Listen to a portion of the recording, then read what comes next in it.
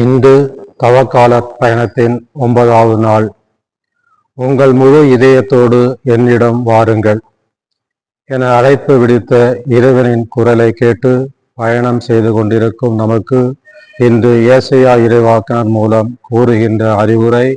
ஏசாயா 58வது அதிகாரம் 7ஆம் வசனத்திலே, பசித்தோருக்கு உங்கள் உணவை பகிர்ந்து கொடுப்பதும் உங்கள் இனத்தாருக்கு உங்களை மறைத்துக் கொள்வதும் கண்டோ நான் விரும்பும் நோன்பு.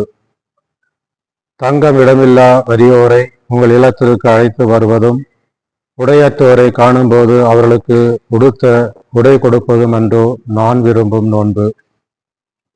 காலையில் நாம் உணவை உண்ணாமல் நோன்பிருந்து நமக்கு அருகில் உள்ள ஏழை எளியோர் ஒருவருக்கு அந்த உணவை கொடுப்போம். நம்மிடம் இருக்கின்ற நல்ல துணிகளில் சிலவற்றை நமக்கு தெரிந்த ஏழை எளிய ஆசிரமில் இருக்கும் குழந்தைகள் வயோதிகர்களுக்கு கொடுத்து உதவலாம். ஏசாயா இறைவாக்கினர் மூலம் இறைவனின் அழைப்பை ஏற்று இந்த தவக்கால பயணத்தில் நம்மால் இந்த நன்மைகள் செய்வோம், இரக்கம் கொள்வோம், உதவிகள் புரிவோம். ஜெபம்.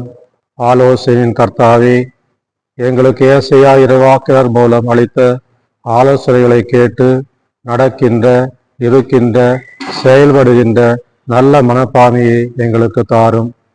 தூய ஆவியால் எங்களை பலப்படுத்தும், வழி நடத்தும்.